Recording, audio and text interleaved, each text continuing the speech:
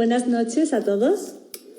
Aquí estamos en un directo para hablar hoy sobre mocos en nuestros niños y nuestros bebés, una duda muy frecuente que recibimos en consulta y que espero con Iván poder ayudar a resolverla. Mira, aquí te veo, Iván, te voy a invitar. Iván ya ha hecho un directo con nosotros, lo hizo con Santi hablando sobre deportes, sobre running. Y bueno, hoy lo tenemos. Muy buenas, Erika. Invitado. Hola, buenas noches, Iván, ¿qué tal?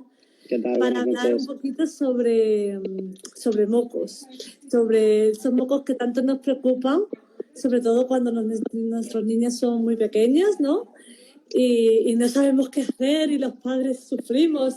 ¿A que sí, Iván? Tú ya como padre también lo puedes Eso es, yo decir. creo que antes lo vivía como profesional y ahora lo vivo como profesional y como padre, ¿no? Y sobre todo esos primeros meses y encima la llegada de otoño, invierno, el frío y diferentes patógenos, bueno, se mezcla un poquito todo y se empiezan a llenar de mocos y tienen para una temporadita, ¿no? Claro, y muchas veces no sabemos hasta qué punto es normal, no es normal, es un simple resfriado, son los dientes también, muchos hacemos, están saliendo los dientes, ¿son normal o no? Me estoy muy preocupada. Es verdad que es una gran preocupación y por eso vamos a intentar hoy dar unas claves, ¿no? Para que podáis hacer en casa. También vamos a decir cuándo hay que consultar a un profesional médico, cuándo hay que ir a urgencias o cuándo podemos ayudaros nosotros desde la fisioterapia y de la osteopatía. Y bueno, conocer un poquito también los factores a lo mejor de repetición, por qué nuestro hijo cada vez cae malo, qué es lo que pasa, qué puedo hacer, ¿no? Al final es daros herramientas hoy para ayudaros. Eso es, sobre todo pues tener un poquito muchas veces las dudas que nos surgen como padres o familiares, el decir, bueno, ¿cómo ayudo a estos pequeños, ¿no? Que están llenos? Me tengo que quedar simplemente con los lavados nasales, tengo que sacar los mocos, resulta que un fisio me puede ayudar, ahora parece que ya está como más conocido esto, pero hasta hace no mucho no se conocía. Y qué situaciones son un poco más de riesgo, digamos, ¿no? Como cuándo hay que ir a urgencias, al servicio de urgencias. Sí, es verdad que nosotros hemos estado en Francia, como tú lo sabes, ya hace unos años estamos otra vez en España, pero en Francia el ir al fisio, porque mi bebé tiene mocos, era lo más normal del mundo y la verdad es que me extrañaba mucho hasta qué punto estaban concienciados.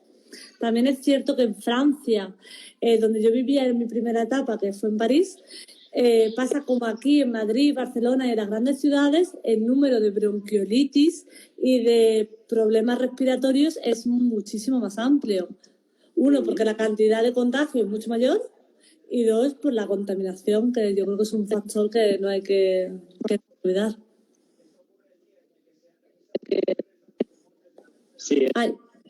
Creo que una de las primeras cosas que nos tiene que quedar claro es la función del pulmón y del sistema respiratorio, que es ese intercambio de gases. O sea, realmente los pulmones son para respirar aire del que sacamos oxígeno y a través del cual eliminamos CO2, pero junto con ese aire también absorbemos el resto de partículas que hay en el aire, junto con ese oxígeno. Entonces, aparte del resto de componentes, vienen también, y estamos yo creo que hoy por hoy todos muy concienciados de ello, ¿no? Vienen bacterias, vienen virus, vienen otro tipo de toxinas que acceden al sistema y como filtro que es el pulmón las absorbe y nos pone en contacto con ellas.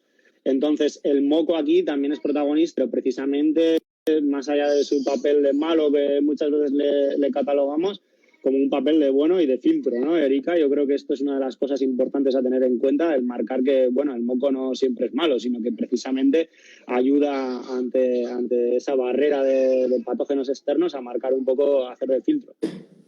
Entonces, efectivamente, yo creo que el objetivo de hoy es que si a todo el mundo le queda claro que el moco es una protección de nuestro cuerpo, del sistema de defensa para protegernos, y que es positivo y que si nuestro hijo tiene mocos y ese color del moco va cambiando a lo largo del resfriado, es algo bueno, es algo positivo. Es que nuestro hijo sabe defenderse y que su sistema inmune, su sistema de defensa está aprendiendo a gestionar esa lucha contra virus, ¿no?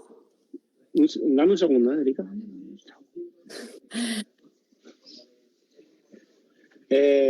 Sí, eso es. Perdón, la interrupción. No, para nada. Yo también... Hemos tenido también un problemita con el peque y está aquí mirar y con él. Vale, pues sí, eso decíamos, que el moco es esa barrera, entonces hay que saber un poco la vida del moco, ¿no? Ver si ese moco es claro y viscoso, si es claro y acuoso, si empieza a ponerse amarillento, si se pone verde, si es un verde matinal, si es un verde... Hay que seguir un poco esa vida para saber si realmente ese moco nos preocupa y luego saber también que hay vida más allá del moco, ¿no? Parece que muchas veces el tratamiento es el moco y ya está, ¿no? Eso es lo que vamos a hablar un poquito, cómo se enfoca desde la fisioterapia. Digamos que hay una primera parte o una parte que es de limpieza o de drenaje o de secreción del moco para dejar que la vía aérea esté un poquito más limpia y luego vamos un poco más allá, que es el concepto de ayudar a la ventilación, ayudar a que realmente la función pulmonar, tanto a nivel respiratorio como a nivel de intercambio de gases, de eliminación de toxinas y demás, se pueda cumplir adecuadamente. Entonces, ¿cómo puede ser, Erika, el enfoque de una consulta a ti cuando te llegan los peques? ¿Por qué motivo te suelen llegar? ¿En qué situación? ¿Cómo lo enfocáis vosotros como fisios? Mira, tú después me darás tu visión como osteópata. Nosotros, yo cuando recibo un bebé en consulta, normalmente es porque la mamá tiene muchos mocos y el niño no, ella dice que no puede respirar o que le molesta. Vale. Un motivo de consulta bueno, por decirlo así, sería mi bebé no puede respirar y le impide comer, no está durmiendo bien, sus funciones, vamos a decir, más vitales se ven dificultadas por este moco. Pues en ese caso sí hay que acudir, porque si mi bebé no puede comer es algo esencial y puede estar perdiendo peso por esa causa, entonces ahí sí podemos ayudarlo. ¿Y a qué lo enfocamos? Pues lo más básico, que es lo que todo el mundo a lo mejor piensa, ¿no?, de la fisioterapia respiratoria, es acudir a drenar. Como eso se hace un lavado de nariz, como el que podemos hacer en casa, puede ser con suelo fisiológico. Nosotros en consulta no usamos sacamocos, lo hacemos con otras técnicas, pero bueno, también podría ser. Y después hacemos un trabajo de la respiración. Lo que vamos a provocar es que el niño aumente su flujo expiratorio, es decir, sacar el aire un poquito más fuerte de lo que él lo saca. Eso nunca duele al bebé, no le molesta. Es verdad que a veces resulta un poco fuerte para los padres, pero para nada. Lo que le molesta al bebé es que le estemos contrariando, que le estemos modificando su patrón respiratorio, que le hagamos moverse, que a lo mejor no le apetece, a lo mejor hace un poquito de calor o un poquito de frío, está con alguien extraño que no le conoce, y yo creo que eso sí que lo que le provoca le provoca ese lloro, ¿no?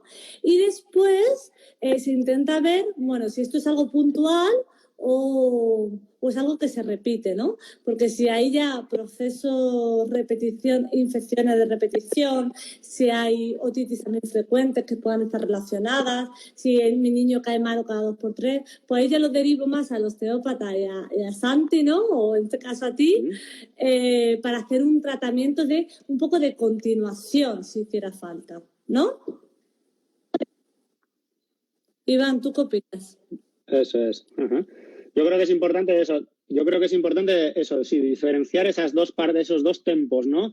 Yo sí que me encuentro que cada vez es más común recurrir al fisio por el tema de los mocos, pero que sí que muchas veces los padres tienen el concepto ese, vale, ya le han quitado los mocos y aquí se acaba el tema, ¿no?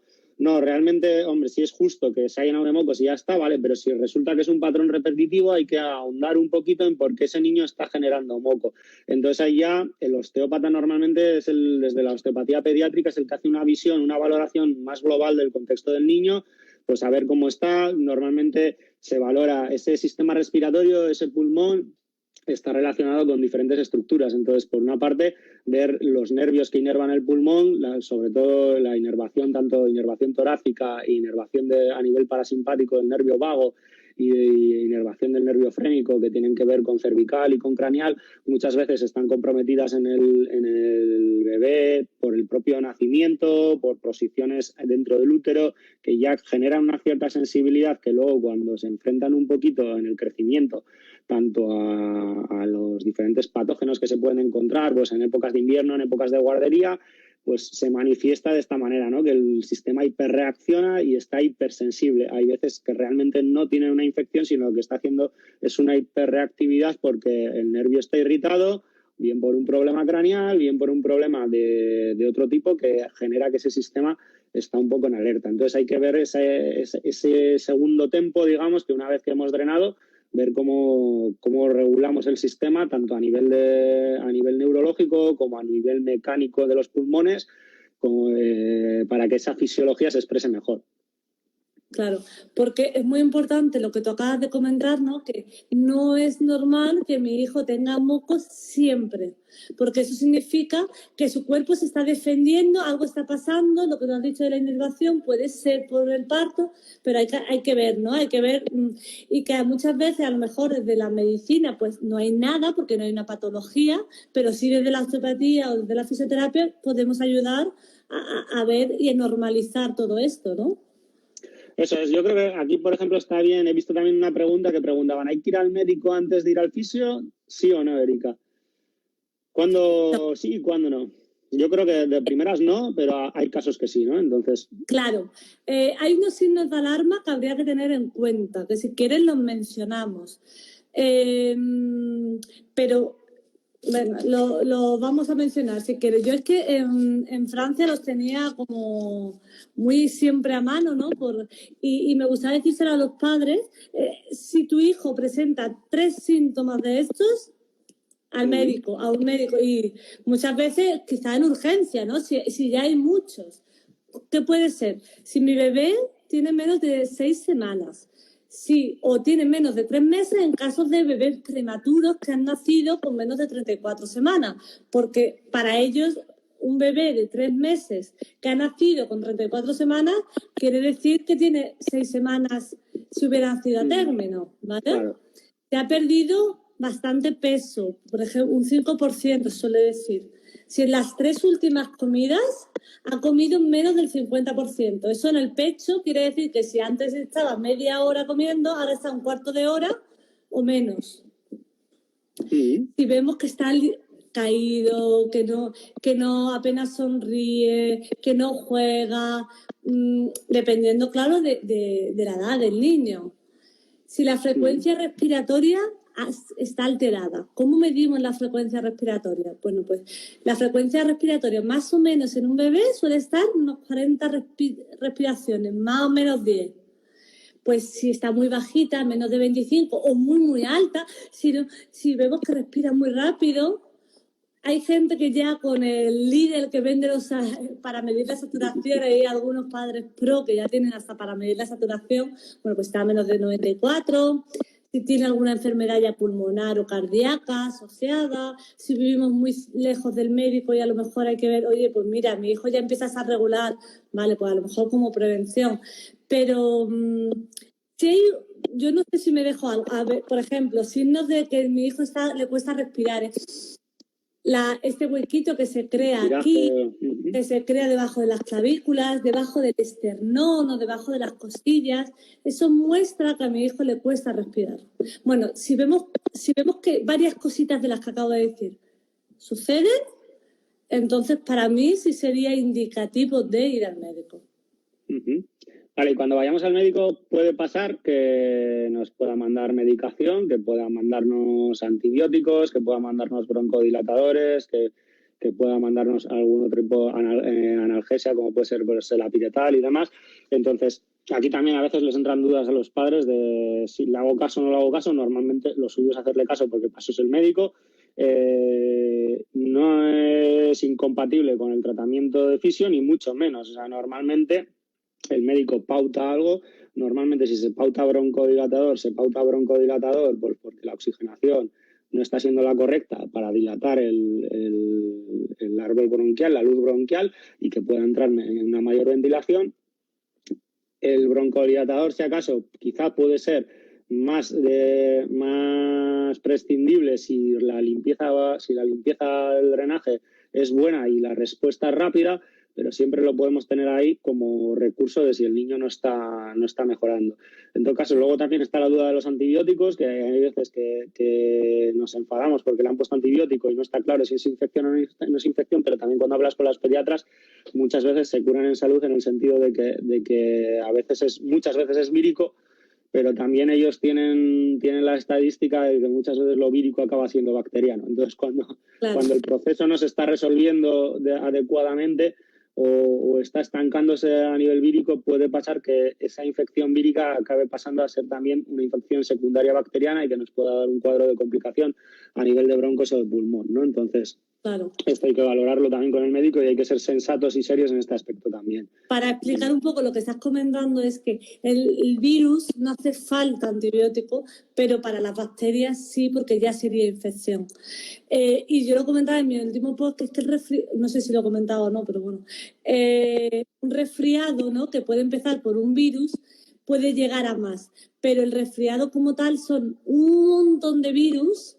Y entonces no hay antibióticos, no hay, el tratamiento es más sintomático. Si el niño se encuentra mal, la fisioterapia, en cuanto a fisioterapia respiratoria, no a tratamiento de osteopatía, ¿vale? O fisioterapia un poco más global, sino al drenaje, al quitar los mocos, eso es un tratamiento sintomático, porque el moco va a volver, porque el cuerpo se está defendiendo. Eso hay que tenerlo muy presente. Nosotros le quitamos el moco para que el niño se encuentre mejor ahora, pero mañana puede que esté otra vez igual, porque su cuerpo se está protegiendo y gracias a Dios, ¿no? Lo que hay que ver es por qué no es capaz. No sé si tú hay... Eso es. O sea, yo creo que una vez que ya nos ha quedado claro que tenemos el tratamiento de fisioterapia de primera intención a nivel de drenaje para limpiar un poco la vía aérea, luego ya cuando entramos a analizar un poco a nivel más global, por dividirlo un poco por enfoque, tenemos el enfoque intrínseco, que sería el análisis propiamente del niño, el enfoque extrínseco, que sería analizar un poco qué factores externos pueden estar influyendo en repetir, ¿vale?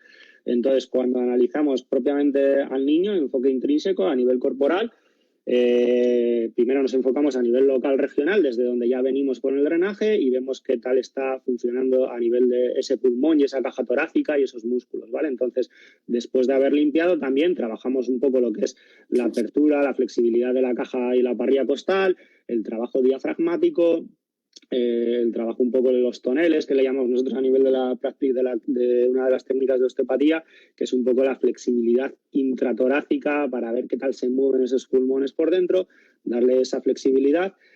Cómo está el diafragma, cómo está el abdomen, porque el diafragma, que separa cavidad torácica y cavidad abdominal, al final va relacionado también con cómo puede estar el abdomen. Entonces, si ese diafragma está contracturado por problemas de cólicos o otro tipo de problemas, puede estar dando también una falta de ventilación y de movilidad en la caja que hace que se acumule más. Entonces, aquí ya empezamos a pasar un poquito más de lo que es regional a nivel torácico pulmonar a un poco a sistemas asociados, ¿vale? Entonces, por asociación anatomomecánica, por cercanía mecánica a la asociación, tenemos el tema abdominal que estamos comentando, tenemos también el tema cervical que va relacionado con la mecánica torácica alta y que también puede estar vinculado también con problemas, pues niños que pueden tener tortícolis y demás. Entonces, yéndonos todavía ya a una visión más global y un poco más lejana, lo que comentábamos al principio, relaciones, aparte de las mecánicas que estamos comentando, relaciones neurológicas, de dónde vienen los nervios del sistema respiratorio, ¿vale? El sistema respiratorio está controlado por el nervio vago, que controla también a nivel digestivo alto y digestivo medio hasta la parte del colon transverso. O sea, realmente el nervio vago es uno de los jefes a nivel del sistema nervioso parasimpático y sale desde las bases del cráneo. Entonces, este décimo par craneal puede estar comprometido desde posiciones fetales que comprometan la base del cráneo, desde posiciones, o sea, desde al final tensiones obstétricas del parto y el forceps. Todo eso puede generar ya un estado de tensión a nivel de la base craneal que genere ya una irritabilidad en el nervio vago. Nervio frénico que sale a nivel cervical y también puede verse implicado en este aspecto. nervios torácicos que salen desde las vértebras, y luego tenemos relaciones vasculares, ¿vale? Al final las relaciones vasculares de quién irriga los pulmones, lo mismo las arterias, al final cómo está el sistema arterial y cómo está el sistema venoso de retorno, cómo retorna a nivel de lo que hablábamos a nivel visceral. Esto es un poco el enfoque que tenemos que tener a nivel intrínseco. Entonces, a nivel de osteopatía vamos a trabajar eso, la caja torácica, vamos a trabajar a nivel cráneo-sacral, porque es de donde se controla el sistema nervioso vegetativo, y vamos a trabajar luego también a nivel vertebral y visceral para movilizar y regular un poco tanto el sistema nervioso a nivel dorsal y lumbar y el sistema digestivo. Entonces es un tratamiento global. Y junto con este tratamiento global intrínseco tenemos esa visión externa, ¿no? De los factores externos que está pasando fuera. Entonces hablábamos al principio que el pulmón es lo que nos pone en relación, el pulmón y el sistema respiratorio, con el aire ambiente, y el aire ambiente pues acumula, aparte del aire, acumula toxinas, acumula humo, acumula muchos factores que pueden hacernos. Entonces, para esto pues hay que controlar un poco el ambiente. Tenemos diferentes herramientas también para poder controlar si estamos expuestos a más o menos toxinas y tener esa conciencia, ¿no? De hecho, te pasaba yo también unas ciertas pinceladas de epidemiología, ¿no? Y es que solo de muertes al año, a nivel internacional, se registran 160.000 muertes al año en pediatría por tabaquismo pasivo. O sea, realmente por tabaquismo pasivo ya hay niños muriendo por este tipo de patología. O sea, que es suficientemente importante como para tener en cuenta a qué factores les exponemos. Por suerte estamos en la época más limpia a nivel de tabaquismo, lo que pasa que también estamos en una época con más contaminantes, ¿no? Entonces, pues bueno, son síntomas, son cosas a tener en cuenta. La humedad del ambiente, el entorno en el que estamos. Esto pueden ser factores de repetición, además. Eso es. Claro, esos son los factores que decimos, vale, muchas veces estamos preocupados con que está cogiendo una infección, ¿no? Igual no es una infección, igual es que está expuesto a humos, que está expuesto a ácaros, que está expuesto a algún factor alérgeno que le hace que moquee y que ya genere una irritabilidad que luego sea más fácil que coja un patógeno. Porque claro, si hay ácaros, si hay animales que pueden generar alguna hipersensibilidad, todo esto hay que tenerlo en cuenta. Claro, por supuesto. Y algo que me gustaría comentar es que cuando recibimos niños, a veces un poquito ya más mayores por problemas respiratorios, me parece algo súper útil porque tiene alguno de estos factores de repetición. Un factor de repetición puede ser que nada más nacer, ¿no? Como le pasó a mi sobrino, te pilles una bronquiolitis recién salido del hospital, ¿no? Y vuelvas. Claro. O que pases un periodo en la UCI durante el primer mes de vida, te está haciendo más susceptible de... Eso es. Realmente, y eso es una de las cosas que marcan los pediatras y que marcan los epidemiólogos, que realmente muchas veces los primeros meses de vida, más que porque pueda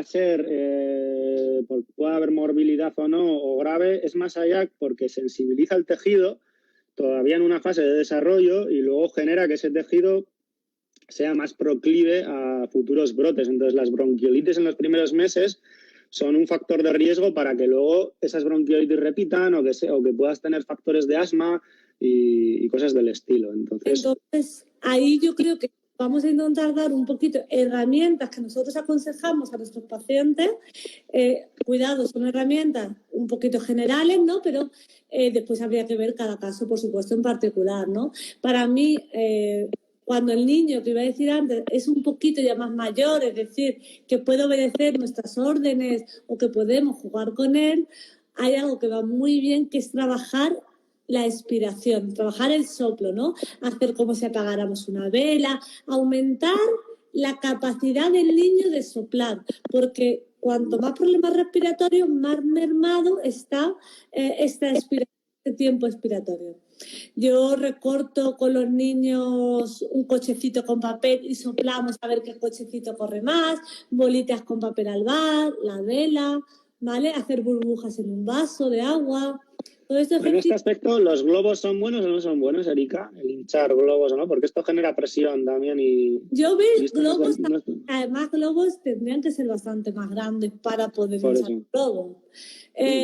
Yo lo hago más con juegos y soplar y que muevan, ¿eh? Este aspecto es muy interesante. Caliente, Yo incluso lo hago con mi hijo, que de hecho sopla todo. El soplar la comida, enseñarle a intentar que cada vez sea más largo, porque aunque no tengan problemas respiratorios, oye, está trabajando un poquito el diafragma, todo este sistema, ¿no? Esto es muy interesante porque muchas veces nos obcecamos con la inspiración, ¿no? Con el meter aire, pero realmente es un dato interesante que la inspiración es pasiva, es fácil, y la expiración es activa y es más difícil. Realmente el intercambio de gases es un juego de presiones y la inspiración ocurre por un fenómeno de presión negativa en los pulmones. Entonces, el hecho de meter aire es lo fácil, y lo difícil, digamos, entre comillas, para el cuerpo es expulsarlo y vaciar esa capacidad pulmonar para que luego realmente pueda llegar a entrar. Entonces, esto que está explicando Erika es súper interesante porque da pie a el hecho de expirar bien y que el pulmón se vacíe, ayuda a que luego ese aire renovado pueda volver a entrar. Entonces, el jugar con estos juegos de expiración, que realmente es lo que luego nosotros hacemos cuando hacemos limpieza, cuando hacemos drenaje del moco, que lo que nosotros jugamos en diferentes posiciones a buscar que el pulmón vaya, coge aire y expiremos para que el propio aire elimine el moco para arriba y ventile. Ese es el juego que se hace a nivel de eliminación bronquial. Entonces, cualquier cosa que favorezca esa expiración es perfecta. Cuanto más larga es, al final, además, habrá niños que si verdaderamente lo necesitas, toserán. Genial. Hay padres que se obcecan en hay que sacar ese moco fuera, ¿vale? Y de hecho había una pregunta de una madre que nos preguntaba, mi hijo, bueno, este sería un bebé, regurgita leche y tiene moco, ¿me preocupo o no me preocupo? Pues yo en ese ámbito le diría, no pasa nada, si tose, si cuando echa un poquito de moco, no, porque el bebé cuando lo que hace es, o el niño, cuando tose, no escupe normalmente, sino que se lo traga. Y el moco, cuando traga, va por el sistema digestivo y salen las heces. De hecho, cuando nuestros hijos están malitos, en las heces se ve moco. Y es signo de que está pasando. De hecho, es el sistema natural de evacuación, ¿no, Erika? O sea, el moco está preparado para ir para atrás. Cuando tenemos opción de ir para afuera, va para afuera, pero realmente la vía natural es para atrás. De hecho, como dato interesante, un adulto normal deglute de 2 a 3 litros de moco al día. Para que nos hagamos un poco la idea, claro, lo oyes así, de 2 a 3 litros. O sea, no bebemos ni 2 litros de agua y nos tragamos, ¿no? nos tragamos 3 litracos de moco. O sea que realmente el tener moco en el tracto digestivo es normal. Evidentemente, si estoy enfermo voy a tener más. Y claro, si coincide que tengo una arcada o un vómito, pues voy a vomitar moco. Y cosa que asusta un poco, yo lo he vivido con mi padre también. La primera vez que ves un vómito de moco es alucinante, porque ves un vómito verde, amarillento y dices, ¿qué pasa aquí?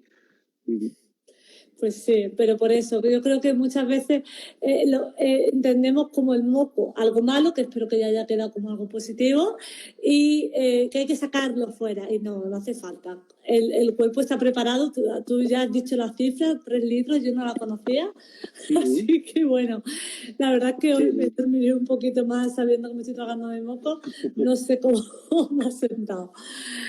¿Y qué más podemos hacer? ¿Qué más consejos a veces das tú en consulta? Eso, hablando un poco la típica duda, ¿no? Porque, vale, hemos hablado de si llevamos al fisio o no, o sea, ya sabemos que el fisio nos puede ayudar, si vamos al médico o no, pero ¿qué cositas tenemos que hacer en casa para cuidarles, ¿no? Entonces, tenemos lavados nasales, tenemos sacamocos, tenemos humidificadores, tenemos luego higiene ambiental, pues eso, purificadores del aire. La humidificación, hay que tener, con los humidificadores hay que intentar, está genial usarlos, yo los uso, de hecho los uso mucho con aceites esenciales, me encantan.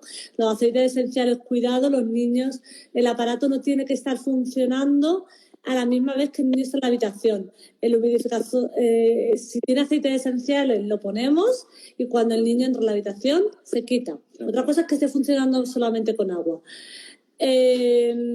Pero el depósito, si nos vamos a acostar, para el día siguiente lo intentamos tirar y ponemos uno nuevo. También es un tema bacteriano, ¿no? Bacterias y bueno, podemos al revés, podemos incitar entonces el agua limpia cada vez que lo vayamos a utilizar, mejor. Quería hacer ese apunte. Vale, muy bien. ¿Y sí que conviene controlar la cantidad de humedad de la habitación o simplemente lo ponemos un rato? ¿Cómo ¿Cómo sueles pautar o qué referencia tomas tú, Erika? Yo digo que, a ver, a mí es que me gusta mucho utilizarlos como aceites por el tema de, bueno, por trabajar otras cosas, ¿no? A través de los aceites esenciales.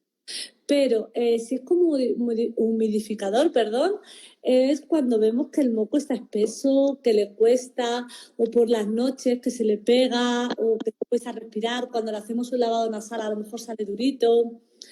Y mirando a esto, hay que tener cuidado, para mi gusto, con los lavados nasales, porque hemos pasado hace unos años de no hacer nada y ahora hay que lavarle los mocos, aunque no tenga mocos, por prevención, no vaya a ser que en el colegio, en la guardería, coja algo. Entonces, el moco es una barrera de protección. Quitarlo quizá tampoco sea bueno, ¿no? ¿Cómo lo ves tú? Claro, esta pregunta me parece súper interesante porque hay mucho debate tanto entre padres como luego diferentes profesionales de la salud infantil, desde profesores, cuidadores infantiles, pediatras, fisios, y hay debate entre nosotros. Entonces me parece normal y lógico que los padres estén confusos, ¿no? Entonces yo he oído de todo, luego voy a explicar lo que opino yo, pero yo he oído desde aplicar lavados de manera regular 10 veces al día, aplicarlos a presión, o sea, de coger jeringa y limpiar, hasta un poquito el extremo contrario de que hay que dar un poquito justo y limpiar, ¿vale? Yo digamos que soy un poquito más de esta rama y volvemos un poco al hecho de que hemos comentado al principio de ver un poco el comportamiento general del niño, ¿vale? Tenemos que ver si ese niño está atascado, si realmente es un moco que está bloqueando esa vía aérea, si le notamos que es que no puede respirar por la nariz, que no puede comer, que no puede dormir, que le notamos que está bloqueado y no puede dormir. Entonces ahí va a requerir un poco de que abramos esa vía aérea un poquito, o si vemos que es un moco que, bueno, que está ahí, pero que realmente el niño respira normal, se comporta normal, no le cambia su comportamiento, pues simplemente es un moco de acompañamiento al estado, al estado de la temporada, ¿no? Entonces, y si vemos si es una cosa pasajera de que está pasando 2 días, pues porque ha generado un poco más de moco, o que, joder, que se está cogiendo una tendencia a quedarse bloqueado. Entonces, esa conciencia y ese acercamiento, esa cercanía hacia nuestros peques la tenemos que tener, ¿no? Entonces, yo creo que por regla general, si vemos que está un poquito atascadete, pues limpiar con un poquito de suero, con un poquito que limpie, porque si limpiamos a menudo o limpiamos en exceso, cambiamos, ¿no, Erika? Cambiamos un poco el pH de la mucosa, quitamos el moco protector y estamos irritando la zona. Entonces, a veces generamos el efecto contrario y generamos más moco, sorprendentemente.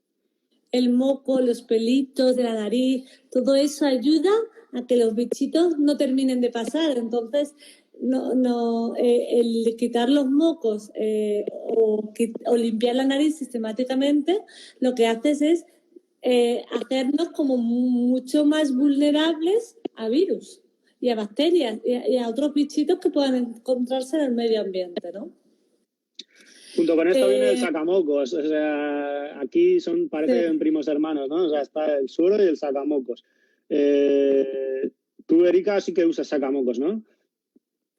Yo no, en consulta no uso, y en casa tengo uno porque me lo compré y soy súper patosa con el sacamoco. Así que, bueno, yo creo que cada uno, como tú has dicho, igual que tú como padre tienes que ver, oye, a mi hijo le cuesta comer, pues claro, entonces se lo hago antes. Pero pues lo mismo, si se te da bien el sacamoco, yo soy nula con el sacamoco, es que no saco nada. En cambio, con las técnicas de drenaje sí. También es verdad que Héctor nunca ha tenido mocos que le hayan súper congestionado. Entonces, cuando se lo he hecho ha sido muy puntual y antes de dormir por la noche, porque por la noche es cuando más se secan los mocos de la nariz y ahí se despertaba a mitad de la noche, claro, porque no podía respirar. Ahí sí. Durante el día normalmente los iba echando. Es verdad que es un poco feo, ¿no? Tener la mosquina que cae, pero bueno. Ahora nos preguntaban también en el chat otro tema muy interesante relacionado con los factores asociados o los factores de causa y repetición, y son los dientes. O sea, la mítica de los dientes van relacionados con los mocos y van relacionados con la fiebre. Hace poco estaba con otro compi osteópata también, osteópata pediátrico, y me decía, mira, Iván, tuve el otro día aquí una pediatra también con los hijos, y me decía, como pediatra te digo que los dientes y los mocos no están relacionados y la fiebre. Como madre de 3 hijos te digo que sí, cada vez que tienen fiebre, y el otro día lo hablábamos nosotros, ¿no? Con nuestros hijos. Cada vez que le han salido dientes, por lo menos a Quimet también, a nuestro, cada vez que le ha salido un diente, 3 días de 38 y pico de fiebre y lleno de mocos.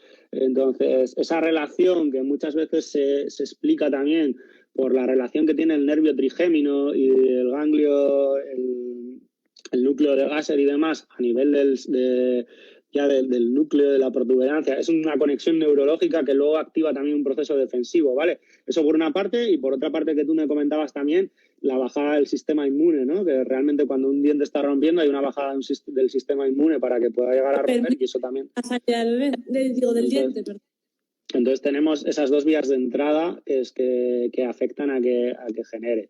Eso no quiere decir que no haya que hacer nada, es simplemente una explicación de decir, vale, pues es normal que, vale, pues voy a tener que limpiarle más, igual tengo que ir al fisio a que le haga un poquito limpieza, y puedo ir al osteópata, ¿para qué? Para que me trabaje un poquito a nivel craneal, mandibular, para favorecer que ese tejido adapte mejor en el proceso de ruptura, ¿vale? Por eso no siempre es, vale, le limpio los mocos y ya está, le doy la piretal, sino que, bueno, el osteópata también me puede ayudar. Entonces yo, por ejemplo, a mis pacientes cuando me preguntan, ¿cuándo voy al osteópata? Más allá de cuando tengo un motivo claro, como puede ser, pues estoy malo y tengo fiebre, tengo mocos, ¿cuándo le llevo? Pues yo les explico que cuando notan que se quedan atascados, o sea, cuando notan que la propia fisiología, el funcionamiento del cuerpo humano se ha quedado ahí rayado, que necesitan una ayuda, tanto a nivel de patología como a nivel de desarrollo neuropsicomotor. Hay veces que les notas que tienen fases irritativas, que se han quedado, que de repente empiezan a dormir peor y están como en bucle, como un disco rayado que dices, si estaba durmiendo bien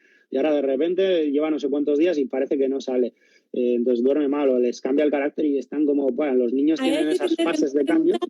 Las crisis normales. Eso es.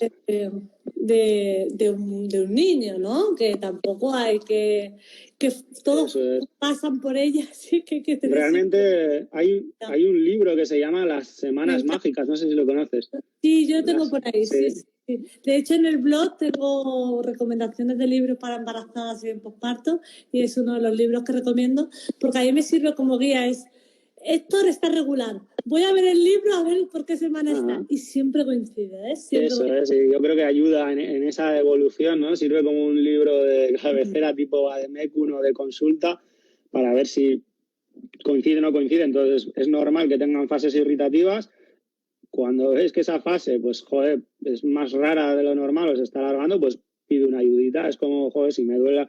Ahora, hay días que te puedes notar con la espalda cargada, pero si estás más días de la cuenta ya ves que igual necesitas ayuda, ¿no? Pues esto es un poco parecido. O sea, vas viendo un poco cuando las cosas han salido un poco de madre y necesitas un poco de ayuda, sea con el fisiosteópata, sea con el homeópata, o sea, normalmente el médico se dedica más al cañonazo cuando las cosas han ido de madre, ¿no? Hay una patología, hay una infección, hay que dar antibiótico, hay que dar analgésico, hay que dar antiinflamatorio, ahí se mueven un poquito y luego ya entramos un poco el resto de profesionales que ayudamos más a la función. Exactamente, a la función. Tú lo has resumido, porque al final el médico va a actuar sobre todo si hay infección y va a intentar ver si nuestro hijo no tiene infección, pero si no tiene, lo que tú has dicho. ¿Cuáles son los indicativos un poco de que pueda haber infección? Hemos hablado al principio también eso de alertas un poco rojas, pero... Nos da alerta, que yo decía, si se reúnen varios criterios, lo que se sospecha ya es que está pasando algo. Al final es una inflamación de los bronquios, ¿no? Que están disminuyendo lo que tú decías de la luz, ¿no? Que a lo mejor en vez de estar así, están así más disminuidos, ¿no? Cuando respiramos. O que hay mucho moco alrededor, es que puede haber 2 causas, ¿no? Por las que al niño le cuesta respirar. Y es que por ahí, si ese tubo respiramos, puede ser que esté lleno de mocos y le impida respirar, o puede ser que la luz, es decir, que esté como más apretadito el bronquio, y eso también le impide respirar. Sí, podemos tener el PAP, podemos tener las 2 cosas. Yo creo que al final hace falta una radiografía, por muchos signos clínicos, ¿no? No sé allí cómo se valora, la verdad es que no sé ahora mismo en España qué criterio. Normalmente, y ahora estamos viviendo una época un poco convulsa, y es un poco distinto, el acceder a urgencias pues es diferente, pero Normalmente tienes esos 3 primeros días de que son un poco de descarte, de a ver si el proceso va para arriba o para abajo. Entonces, normalmente, pues sí, que el niño tenga fiebre, pues cuando está pasando un proceso es lo normal. Además, si es pequeñito, pues es normal que el sistema inmune reaccione y tampoco, y de hecho, normalmente yo con las pautas que me encuentro aquí también con los pediatras es que realmente el uso de analgesia, por ejemplo, o de antitérmicos, solo lo recomiendan si realmente el niño lo notas mal. O sea, pero si tiene fiebre y le notas bien, pues déjale que la fiebre actúe. Más allá, si ya la fiebre está cogiendo picos o vamos de 3 días para adelante y ves que esa fiebre vuelve a repetir y demás, pues es un poco, hay que hacer un control, ¿no? Digamos, entonces los primeros 3 días no te llevan... Eso es. Hay que hacer un control y realmente ver cosas que son, por ejemplo, importantes cuando ves que son fiebres altas, que ya pasan de 38 y pico y que son de continuación. Sí que, por ejemplo, los pediatras intentan descartar infecciones de orina, que cosa que a mí también me llamó la atención, ¿no? Porque hay veces que de primeras tú estás pensando que tiene un proceso catarral, pero si hay una fiebre alta, van un poquito más allá ellos también, ¿no? Que hay veces que describimos a los médicos como que se centran mucho en la patología central, pero ellos también dicen, vale, a ver, cuidado con las infecciones de orina que pueden ser bastante comunes en bebés pequeños y que generan mocos, porque parece que los niños a cualquier cosa que tienen reaccionan con moco. Esto es algo que tenemos que tener bastante claro. Un proceso digestivo reacciona con moco, un proceso urológico reacciona con moco, un proceso dental reacciona con moco. ¿Por qué? Porque es que es la primera defensa. Entonces es un sistema, salta todo y salta el moco. Entonces nos vamos a encontrar moco con todas. Lo que decías, el sistema digestivo. Entonces otro factor tenemos alergias, alimentación, ¿no? Cuando empezamos con la alimentación complementaria o antes incluso de empezar, pues cuidado, depende de qué niños pueden ser más o menos sensibles a ciertos alimentos, a los alimentos que esté tomando la madre que se transfieran por la lactancia materna.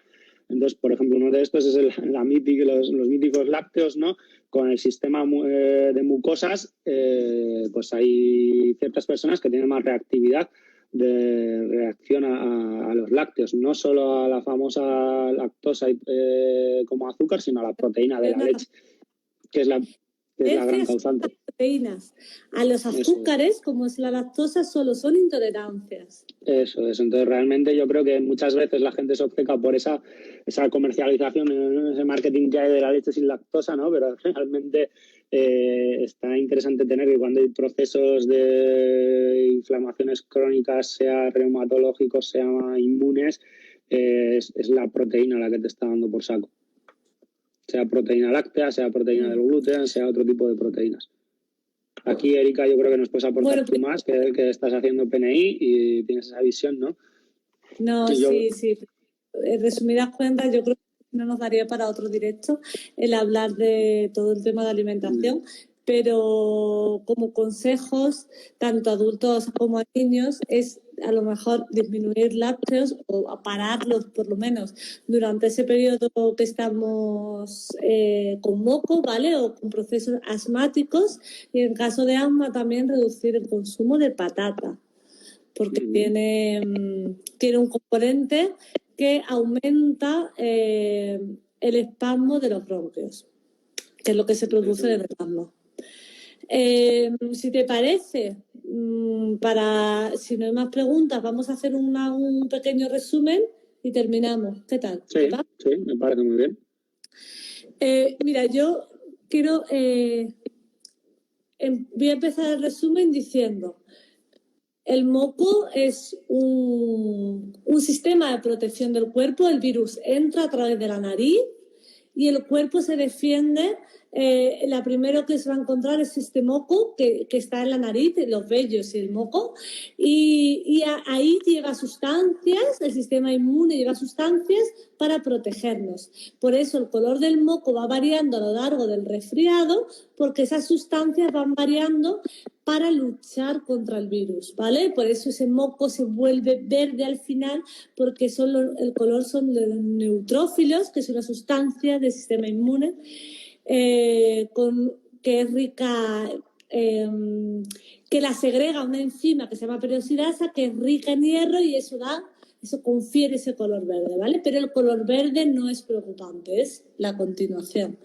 El resfriado, ha dicho Iván, que es un montón de virus y que, a no ser que sea bacteriano, que eso te lo tiene que decir el médico, no hace falta antibióticos y no hace falta tener miedo. Podemos ir al fisio y podemos ir al osteópata sin pasar por el pediatra si no tiene signos de alerta que hemos comentado antes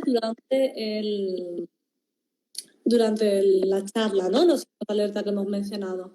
Y bueno, si te parece, haz un resumen de cómo hacemos para sacarlos en casa.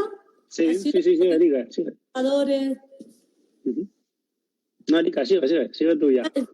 Vale, pues hidratar bien el moco, ¿vale? Sobre todo si vemos que nuestro hijo tiene como moquitos secos, ¿no? Podemos usar humidificadores. Ese humidificador hay que cambiar el agua de vez en cuando, intentar que no esté siempre el agua estancada.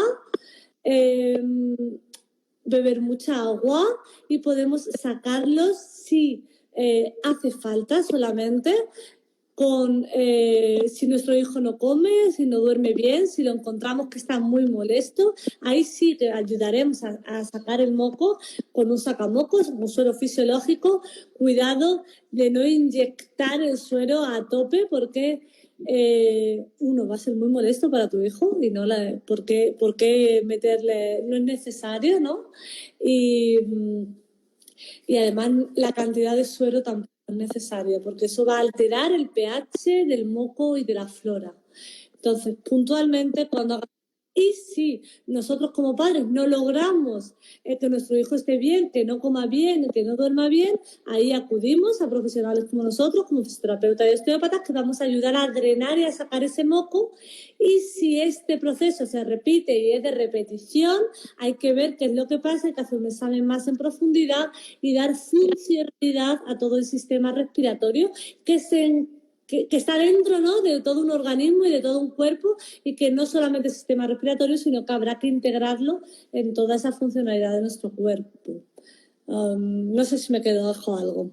Ayúdame a terminar. Yo creo que lo has hecho muy bien, Erika. Un resumen muy completo y que abarca muy bien, ¿vale? Entonces, la cosa es esa, tener esa idea clara de cómo cuidar en casa, de cómo no cuidar, ¿no? Hay veces de no abusar, porque oímos tanto que al final cogemos todo el kit y venga, le meto suero a tope, le meto suero 10 veces al día, que es una locura, me saco el sacamocos, entonces al final estamos irritando al niño y generando esa irritabilidad que no nos ayuda. Entonces es mejor piano. A nosotros menos es más. Sí.